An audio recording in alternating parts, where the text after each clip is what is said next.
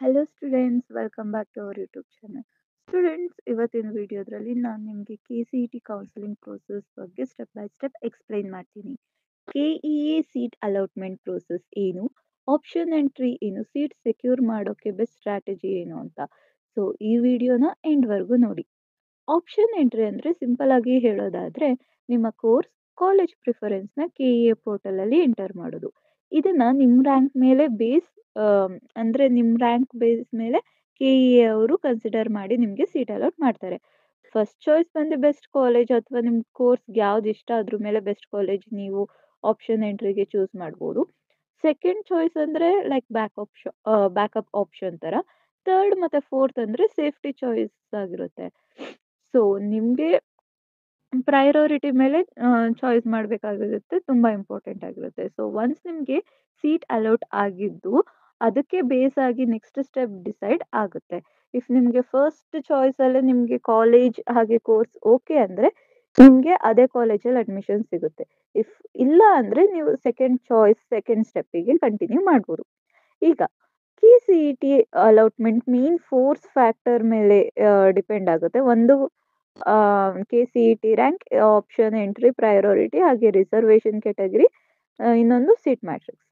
So ಈಗ KCET rank ಅಂದರೆ ನಿಮ್ಮದು ಬೆಟರ್ ರ್ಯಾಂಕ್ ಇದ್ದರೆ ಬೆಟರ್ ಚಾನ್ಸ್ ಸಿಗುತ್ತೆ. ನೆಕ್ಸ್ಟು ಆಪ್ಷನ್ ಎಂಟ್ರಿ ಪ್ರಯಾರಿಟಿ ಅಂದರೆ ಫಸ್ಟ್ ಆಪ್ಷನ್ ಮೇಲೆ ಸೀಟ್ ಅವೈಲೇಬಲ್ ಇದ್ದರೆ ಅದು ಫಸ್ಟ್ ಕನ್ಸಿಡರ್ ಆಗುತ್ತೆ, ಓಕೆನಾ. ಹಾಗೆ ರಿಸರ್ವೇಷನ್ ಕ್ಯಾಟಗರಿ ಅಂದರೆ SC ST OBC general quota ಮೇಲೆ ಸೀಟ್ ಡಿಸ್ಟ್ರಿಬ್ಯೂಷನ್ ಆಗುತ್ತೆ. ನೆಕ್ಸ್ಟ್ ಸೀಟ್ ಮ್ಯಾಟ್ರಿಕ್ಸ್ ಅಂದರೆ ಕಾಲೇಜಲ್ಲಿ ಈ ಇಯರ್ ಎಷ್ಟು ಸೀಟ್ಸ್ ಇದೆಯೋ ಅದ್ರ ಮೇಲೆ ಡಿಸೈಡ್ ಆಗುತ್ತೆ. ಯಾವುದೇ ಕಾರಣಕ್ಕೂ ಈ ಮಿಸ್ಟೇಕ್ನ ಆಪ್ಷನ್ ಎಂಟ್ರಿ ಟೈಮಲ್ಲಿ ಮಾಡಬೇಡಿ. ತುಂಬ ಜನ ಈ ಥರ ಮಿಸ್ಟೇಕ್ ಮಾಡ್ತಾರೆ. ಒಂದು ಟಾಪ್ ಕಾಲೇಜಸ್ ಮಾತ್ರ ಸೆಲೆಕ್ಟ್ ಮಾಡೋದು ವಿತೌಟ್ ಬ್ಯಾಕಪ್, ಮತ್ತು ರ್ಯಾಂಡಮ್ ಸೆಲೆಕ್ಷನ್ ಮಾಡೋದು, ಸೀಟ್ ಸಿಗದೆ ಇರೋ ಕಾರಣ ಯಾವುದೋ ಒಂದು ರ್ಯಾಂಡಮ್ ಸೆಲೆಕ್ಷನ್ ಮಾಡೋದು. ಈ ಥರ ಯಾವುದೇ ಥರ ಮಿಸ್ಟೇಕ್ ಮಾಡಬೇಡಿ. ಈಗ ನಿಮ್ಗೊಂದು ಟಿಪ್ ಹೇಳೋದಾದರೆ ಮಿನಿಮಮ್ 30 to 40 ಆಪ್ಷನ್ ಸೇಫ್ ಸೈಡ್ಗೆ ಸೆಲೆಕ್ಟ್ ಮಾಡ್ಕೊಂಡು ಇಟ್ಕೊಳ್ಳಿ. ಪ್ರಯಾರಿಟಿ ಕರೆಕ್ಟ್ ಆಗಿರ್ಬೇಕಷ್ಟೆ, ಓಕೆನಾ. ನೆಕ್ಸ್ಟ್ ಶೆಡ್ಯೂಲ್ ಮತ್ತು ಮಾಕ್ ಅಲಾಟ್ಮೆಂಟ್ ಹೇಳೋದಾದರೆ KEA ಯೂಶಲಿ ಮಾಕ್ ಅಲಾಟ್ಮೆಂಟ್ ಕೂಡ ಕಂಡಕ್ಟ್ ಮಾಡ್ತಾರೆ. ಮಾಕ್ ಅಲಾಟ್ಮೆಂಟ್ ಅಂದರೆ ಪ್ರಾಕ್ಟೀಸ್ ರೌಂಡ್ ಇದೆ, ರಿಯಲ್ ಅಲಾಟ್ಮೆಂಟ್ ಅಲ್ಲ, ಜಸ್ಟ್ ಮಾಕ್ ಅಲಾಟ್ಮೆಂಟ್, ಓಕೆ. ಇದರಿಂದ ನಿಮಗೆ ಎಸ್ಟಿಮೇಷನ್ ಸಿಗುತ್ತೆ. ನಿಮಗೆ ಎಷ್ಟು ರ್ಯಾಂಕಲ್ಲಿ ಯಾವ ಸೀಟ್ ಬರ್ಬೋದು ಅಂತ ನಿಮಗೊಂದು ಕ್ಲೂ ಕೊಡುತ್ತೆ. ಹಾಗೆ ಆಪ್ಷನ್ ಎಂಟ್ರಿ ಎಡಿಟ್ ಮಾಡೋಕ್ಕೆ ಚಾನ್ಸ್ ಸಿಗುತ್ತೆ ಮಾಕ್ ಮೇಲೆ.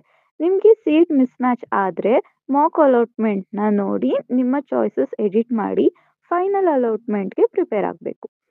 ಈಗ ಸೀಟ್ ಅಲಾಟ್ಮೆಂಟ್ ಆದಮೇಲೆ ಏನು, ಫೈನಲ್ ಅಲಾಟ್ಮೆಂಟ್ ಆಗಿದ್ಮೇಲೆ ನೀವು 4 ಆಪ್ಷನ್ಸ್ ಚೂಸ್ ಮಾಡ್ಬೋದು. ಚಾಯ್ಸ್ 1 ಸೀಟ್ನ ಎಕ್ಸೆಪ್ಟ್ ಮಾಡಿ ಕೌನ್ಸಿಲಿಂಗಿಂದ ಎಕ್ಸಿಟ್ ಆಗೋದು.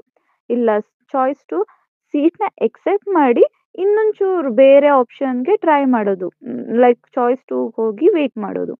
ಇಲ್ಲ ಚಾಯ್ಸ್ 3 ಬಂದು ಆ ಸೀಟ್ನ ರಿಜೆಕ್ಟ್ ಮಾಡಿ ನೆಕ್ಸ್ಟ್ ರೌಂಡಿಗೆ ಹೋಗೋದು. ಇಲ್ಲ ಚಾಯ್ಸ್ 4 ಬಂದು ಪೂರ್ತಿಯಾಗಿ ಕೌನ್ಸಿಲಿಂಗಿಂದ ಪೂರ್ತಿಯಾಗಿ ಎಕ್ಸಿಟ್ ಆಗೋದು. ಯೋಚನೆ ಮಾಡಿ ಡಿಸಿಷನ್ ತಗೊಳ್ಳಿ. ಕಾಲೇಜ್ ಸೀಟ್ ಒನ್ಸ್ ಕನ್ಫರ್ಮ್ ಆದಮೇಲೆ ಸ್ವಿಚ್ ಮಾಡೋಕ್ಕೆ ಆಪ್ಷನ್ಸ್ ಲಿಮಿಟೆಡ್ ಇರುತ್ತೆ. ಸೊ ಯಾವಾಗ ಬೇಕಾದರೂ ಆಗ ಮಾಡೋಕ್ಕಾಗೋದಿಲ್ಲ. ಸೊ ಫ್ರೆಂಡ್ಸ್, ನಿಮ್ಮ KCET rank important.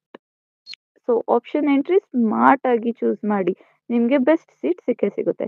Backup option, seat matrix ಹಾಗೆ ಮಾಕ್ ಅಲಾಟ್ಮೆಂಟ್ನ ಕನ್ಸಿಡರ್ ಮಾಡಿ. ಕಾನ್ಫಿಡೆಂಟ್ ಆಗಿ ಪ್ರೊಸೀಡ್ ಮಾಡಿ ಸ್ಟೂಡೆಂಟ್ಸ್. ಯಾವುದೇ ಕಾರಣಕ್ಕೂ ಲಾಸ್ಟ್ ಮೂಮೆಂಟಲ್ಲಿ ಏನೂ ಇಟ್ಕೋಬೇಡಿ. ಇಷ್ಟ ಆಗಿದ್ರೆ ಲೈಕ್ ಮಾಡಿ, ಶೇರ್ ಮಾಡಿ, ಕಮೆಂಟ್ ಮಾಡಿ. ಏನೇ ಡೌಟ್ ಇದ್ರೂ ಕಮೆಂಟ್ ಮಾಡಿ, ನಾವು ಖಂಡಿತ ರಿಪ್ಲೈ ಮಾಡ್ತೀನಿ.